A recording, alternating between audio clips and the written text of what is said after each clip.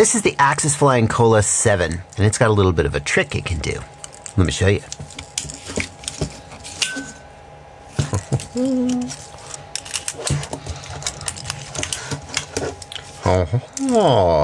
This isn't the first folding drone that I've seen. In fact, it seems like folding drones are kind of a fad that sort of bubbles up and then goes away. And there's a reason they go away, which is that usually the downsides of a folding frame are way, way more significant than the upsides, which is basically a smaller frame. But I think when you get up into the 7-inch class, it might just start to make sense. Compare the Kolas to the iFlight Chimera 7 Pro, and there is a big difference in their size. Whereas if you take something like a 5-inch quadcopter, it's already pretty freaking small, and then you fold it down and it doesn't get that much smaller. But traveling with this 7-inch, it's a real pain in the butt. I got my 5-inch quads nicely, neatly tucked onto the back of my backpack, ready to go, and then blah, this thing's just hanging out there. And that's why I decided to take a look at the AXISFLYING Kolas. I'm Joshua Bardwell. You're going to learn something today. We're going to learn if this breaks the trend of folding frames being kind of cool but shitty. For a little bit of perspective on how small the AXISFLYING Kolas gets, let's put it next to a 5-inch freestyle quad with the props on. And you can see they're pretty close in terms of their sort of overall length. This thing is easily going to go inside a backpack or strapped to the outside of a backpack. You could even tuck it maybe inside one of the little cup holders on the side of the backpack. It's way too big to go in a jean pocket, but it is much smaller and more packable than any 7-inch I've encountered. As long as you take the props off as soon as you're done flying. Yeah, you're not going to be folded up like this with the props on. Unless you had folding props. I don't have folding props. We gotta take a closer look at the folding mechanism on the Kolas frame, because the folding mechanism has always been the weak spot of all folding frames that I've seen so far today. Usually the manufacturer tries to mill the folding mechanism into the carbon fiber plates themselves, so it's easier to manufacture and easier to assemble. And the problem with that is that, number one, carbon fiber, you just can't get a certain complexity of mechanism, of joint, just by cutting it out of carbon fiber. It's always some sort of sliding pin in groove situation that you're yanking on and pressing on, and then it's loose while you're flying, and it has resonance problems and durability problems. And AXISFLYING hasn't done that. What we've got here is a spring-loaded metal. The actual sort of retention piece here is metal, a spring-loaded metal mechanism. And on the underside of the top plate, there is this wedge here, and that locks in to these little grooves on the arms. I'll see if I can show you, but it's kind of hard to catch it on camera. So the wedge comes in behind the arm, and then the second arm comes down and seats in behind it. Oh, that was a good take. You can really see what's going on there. This is pretty clever. It's certainly the most engineered folding mechanism that I've seen on a drone this size. And AXISFLYING hasn't just sort of lazily cut the whole thing out of carbon and then just thrown it away for it to wear out later. Carbon wears. This might work great on the very first day you get it if it was cut just out of carbon, but then it would slowly wear out and get loose and wobble and be terrible. No, look what they've done. The second arm that sits against that wedge piece has this reinforced metal here. They've cut the carbon down thinner, and they've added this metal wedge, and that's going to help with the wear characteristics. Although I suppose the arms are going to rub against each other and wear a little bit, so perhaps we might have liked to have some metal here as well. I don't know, but it's nice to see that they put some thought into that. Now, it took me a minute to figure out exactly how to unfold this, because my first instinct is to just sort of unfold the arms, and then they sort of jam up and won't go. You have to press down on the tab to get the little wedge piece out of the way, and then you have to do the arm without the metal piece first. It seats in. They don't go at the same time. First that one seats in, and then the metal piece seats in after it. And then make sure that you jam them in all the way until it clicks into place. Otherwise, they'll be a little loose. But once it clicks into place, they do not have a lot of play. They have a tiny bit of play. Like I can just barely move it. And I don't know how much issue that's going to be while we're flying. And I can't say how much issue that's going to be after you have the quad for 6 months or 9 months and you folded it and unfolded it a few hundred times. I suppose if I were a really committed reviewer, I would spend the whole next weekend just folding and unfolding this habitually and then see how much it wears down. Now that I've said it, I'm going to have to freaking do it. Wish I didn't have these ideas. On the back side of the joint, the arms rest against this standoff. And if they were resting against a hard standoff, then number one, you'd have a problem with tolerances where it was either a little too tight or a little too loose. It would be hard to get it perfect. And number two, it would wear away at the arms over time and loosen up. But Axis Flying have added this. I'm going to guess that it's silicone. It is just a little squishy, rubbery material, and that is what the arms rest against. What that means is that they can oversize the joint just a little bit so that the arms rest and press into that silicone, and that silicone helps take up some of the slack and the tolerances, because, you know, when you cut an arm out of carbon fiber, it's not to the, 0.001 millimeter dimension every time. There's going to be some variance, and it seems like these silicone bushings help compensate for that variance and help improve the durability and longevity of the joint over time. My standard for judging frames is that they need to have one unique, innovative thing about them that shows that the creator was really thinking outside the box. And then if the rest of the frame just kind of takes the tried and true stuff that's worked everywhere else and sort of cosmetically reshapes it a little bit, I'm not mad about it. And that's pretty much what we've got here. The bottom plate is 2.5 millimeter carbon. The top plate's 2.5 millimeter carbon. It is a single piece bottom plate. The arms just sort of bolt in. We've got a whole bunch of holes drilled here for mounting the electronics. We barely even have any like cool contours or anything. It's a really basic utilitarian frame. I don't think that's bad. I don't think that's good. It just is. And of course, we're going to see if there's any vibrations or other problems when we take it out to fly it. Another thing I like to pay attention to when I'm evaluating a frame is the camera mounting. It's really frustrating when a frame doesn't have flexible camera mounting and you can't put your camera as far forward or back as you need it to have it be protected by the frame. It needs to be back far enough that it's protected, but not so far back that you get like side plates or standoffs in view. This one looks like it's got some flexibility. We've got these two circular or arcs where you could mount the camera. Now, this camera has just a single mounting screw, and so we've just put it in here. And of course, we could slide it forward or back with some flexibility. If you had a camera with two screw mounting, the advantage of that is that it lets you lock in the up tilt angle. You can see here I can easily change the up tilt angle. And I've had problems with that in some frames where in a crash the camera angle changes. Now, hopefully, this being a 7-inch, we're not going to be crashing it too much.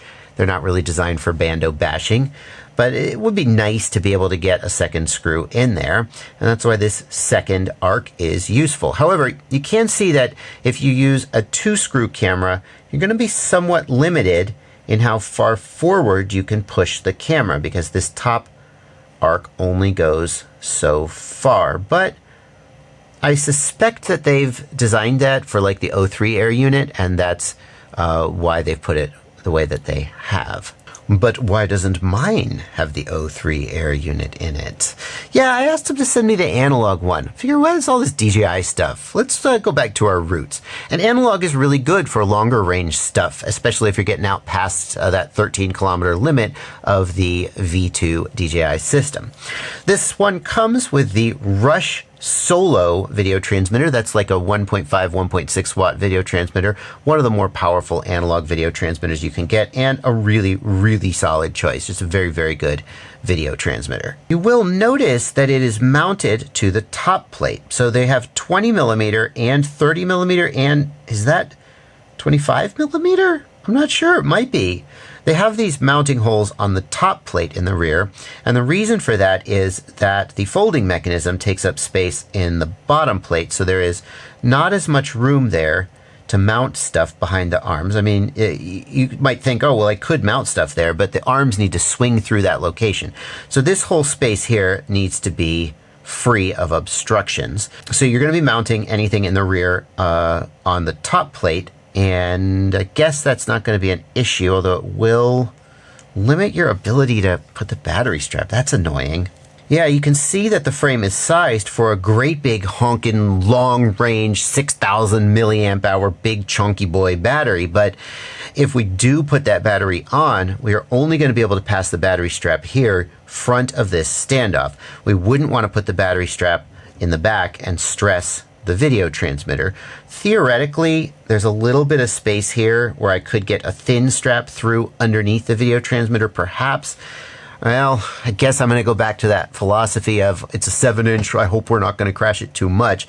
But I do like to use double battery straps. I feel like they're really mandatory, and they really just help keep you from losing your battery in a crash and then not being able to get back home again. The flight controller and ESC are the AXISFLYING iStack, and it's a little bit difficult to see mounted here in the frame. So let's just take this piece of documentation they sent us. The iStack is an ESC and flight controller in one unit. And don't let the fact that they've sort of boxed it into an aluminum case fool you. If you open up the case, it's just an ESC and a flight controller stacked on top of each other inside a kind of a cool case. They advertise that it's solder free, and it does have plugs for all of the main accessories that you might want to wire up. In many cases, you're still going to end up soldering the plug, for example, to your receiver, but there are going to be cases where a pre-made wire will plug into the flight controller and plug into the camera or the video transmitter, and you'll avoid a little bit of soldering. Of course, if you're building this yourself, you will have to solder on the motors and the battery connectors, and it would be really cool if AXISFLYING sold this flight controller with pre-soldered XT60 and like pre-soldered motor connectors, like those, what is the name for the little 3-pin connector that Rotor Riot and 533 use? MT30, MR30? I always get it mixed up. So it's not completely solder free, and it's worth pointing out there's plenty of other flight controllers out there that have plugs for their accessories, like the Speedy Bee line, the iFlight Blitz, and the JBF7V2. All have plugs for everything you would want to do, but they don't come in a cool looking little aluminum case. And as I look at that aluminum case, I'm like, on some level, I just think it adds weight, it adds cost, and have I ever killed a flight controller by like having a stick jab into it or something? No. Theoretically, maybe it's helping like keep solder balls off. There might be some advantage, but it feels like it's largely marketing. There's nothing wrong with marketing, I guess. It's very nice to see that they have put the receiver plug on the side so that I don't have to open this whole thing up, tear it apart to get at the plugs on the front of the damn thing. Can't even see them, to add my receiver. And they've included a receiver wire, which I'm going to solder up to my receiver. So I'll see you in a second. We'll take it outside and we'll fly it. If you're interested in picking up the AxisFlying Kolas7, there are links down in the video description.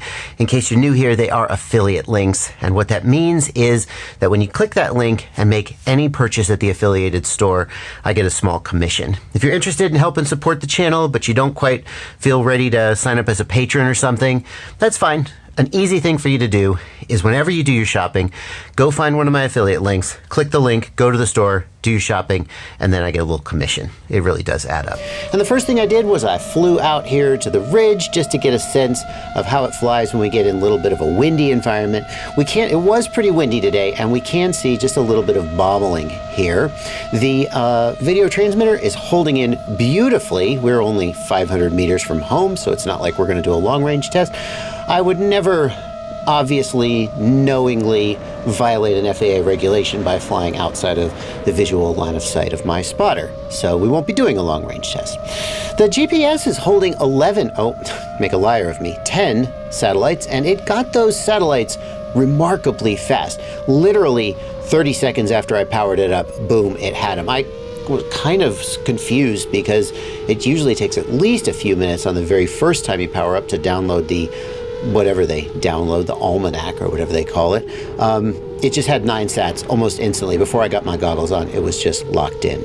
I'm pretty impressed with the performance of the video transmitter as well. Now this is a 1.6 watt, at least on paper, 1.6 watt Rush Solo video transmitter. Very good. I was able to get down low in this field, my neighbor's property, and have just perfectly clean video. Here I'm going to do a run up the street. You can see those little bobbles. You see the little bobbles? We'll talk more about them in a second. We'll do a run up the street here, and I was pretty much clean the whole way down the road. Just a second, I'm going to peel off because I don't want to terrorize my mailman. I thought that would be rude to fly past him or buzz him, but just pretty much clean the whole way down the road. Very, very good performance for an analog video transmitter, as you would hope with a 1.6 watt video transmitter. Here we're going to drop in and finish this run, and as we come to this right-hand corner, that's usually the real torture test for any video transmitter. I don't know if it's a feature of the terrain or just something about this corner. Things always get bad here. If a video transmitter is able to make it through this corner, I am super impressed. And no, it didn't. I bailed out. I might have been able to keep going blind, but I didn't feel safe doing that, and so I didn't. Nope, we're going to turn around and we're going to come on home, and we'll give this guy a little bit of beans. You know what the beans are, right? Give it the beans means we're going to start pounding on the throttle and treating this thing like it's a freestyle quad. And some people are going to think it's a little unfair to judge a 7-inch based on its freestyle ability, but freestyle tests the ability to be aerobatic, and even a 7-inch needs to be aerobatic, whether it's doing chasing or, okay, if it's mountain cruising, then it doesn't need to be aerobatic. But 7-inch is well within the realm of what you might ask to be aerobatic, and AXISFLYING does list a smaller battery for freestyle flying, so it's fair game. And it freestyles okay. I like to compare it to the iFlight Chimera Pro, which I recently reviewed. The Chimera Pro is a little bit larger wheelbase, and it is 7.5-inch props instead of 7-inch props. And I would say the Kolas7 feels just a little bit smaller and more nimble than the AXISFLYING. Some of that might be related to the PID tune. iFlight may have given it a little bit more of a tight PID tune, more for like cruising and stuff than for acro flying. But there is one thing, here it is, right there. Did you see that bobble there, that back and forth? That is the one thing about this tune that drove me freaking crazy. Overall, this thing felt fine to fly. I didn't ask it to do super snappy freestyle stuff.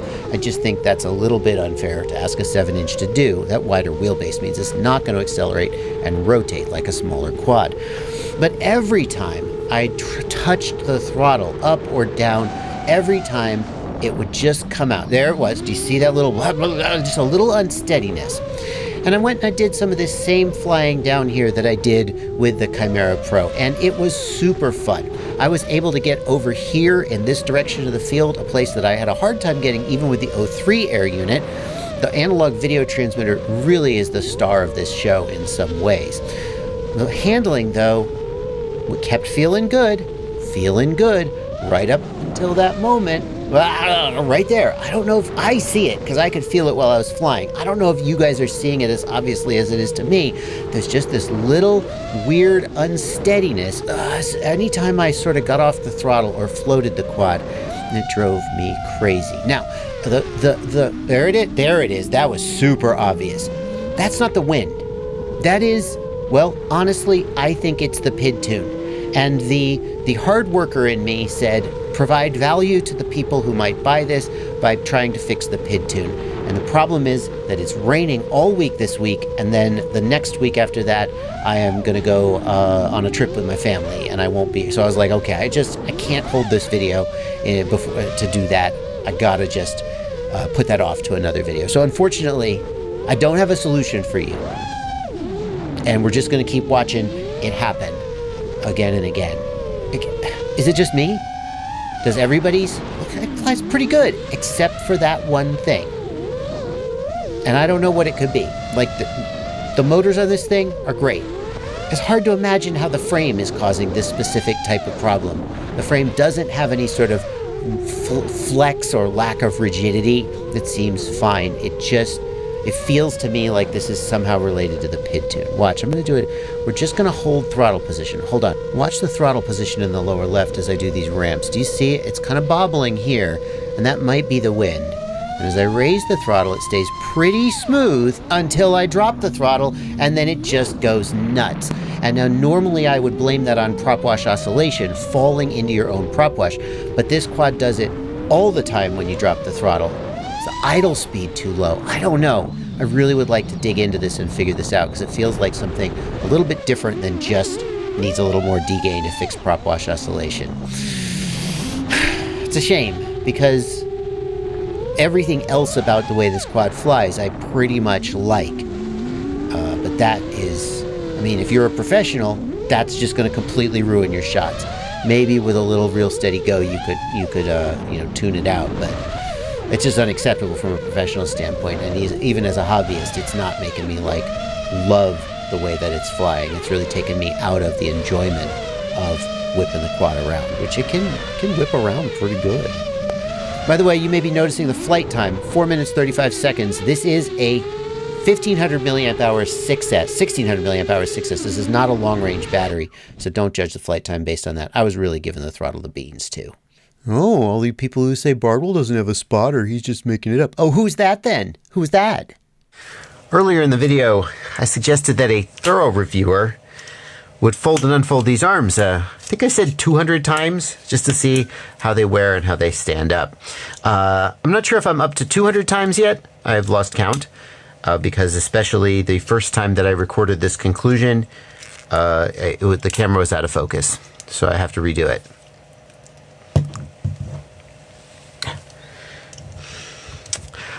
I have found one issue with the mechanism.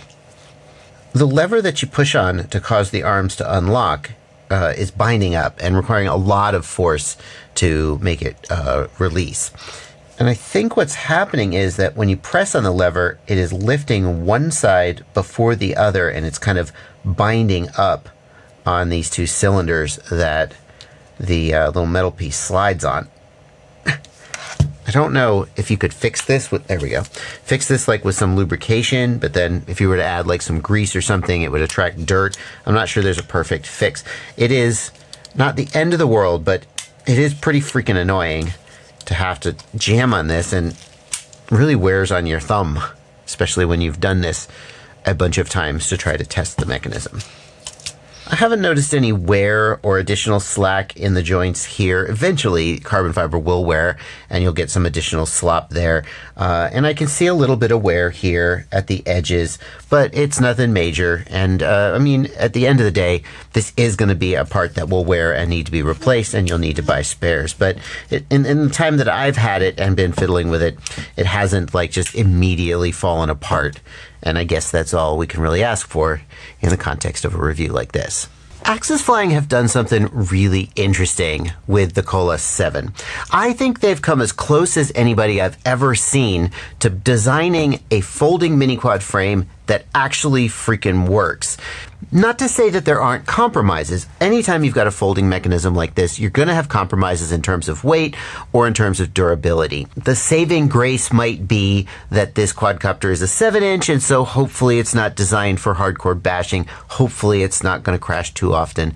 Anyway, I think the person that this is perfect for is the kind of person who really needs that folding frame to get down to a certain size, for whom space is a driving premium, and the other trade-offs you make in terms of weight, durability, and flight performance are worth it. And we got to acknowledge flight performance, because if you watch my review of the Chimera 7 Pro, it flies so freaking good for a 7-inch. And the Axis, it just didn't fly that good. Okay, it flew okay, except for that bobble that was just a major problem that would ruin the footage. If you were a professional, that's just not going to be acceptable. You won't want it. That's going to be a deal breaker. And unfortunately, I don't know what causes that problem. Is it the frame? It's hard to believe that that type of problem is being caused by the frame. I know it's not the motors. The AXISFLYING, they're 28 millimeter motors. They're good motors. Axis makes a good motor. It kind of feels like it's a PID tuning problem, and I wish that I could get into that in this video, but I'm about to go on a trip, and I need to fit it. I don't want to put that off for 2 weeks while I'm on the trip. So I'm going to put this video out, and maybe we'll do a video in the future where I try to dive into the PID tuning and see if it can be fixed. If it can be fixed, or if mine is just an odd one out and everybody else's is fine, then this is a pretty solid choice for somebody who needs to get their quadcopter down. They need a 7-inch because they're doing things like mountain cruising and chasing cars, and they need that additional flight time and speed. And they need to get it down to a certain size. Like mountain cruising, that feels like perfect for this quad. because you don't want to put a great big 7-inch on your backpack and carry it through the woods snagging branches, but you definitely don't want to do mountain cruising on a 5-inch. Trust me, you don't. The next video you should watch, and I really do mean this, is my review of the iFlight Chimera 7 Pro. You really are going to get a sense of what you're potentially giving up in terms of flight performance by going with something like the Axis, and it's going to make you wonder whether maybe that larger size isn't as much of a problem as you thought it was. I'll put a card on screen and a link in the video description if you can't see the card. See you there.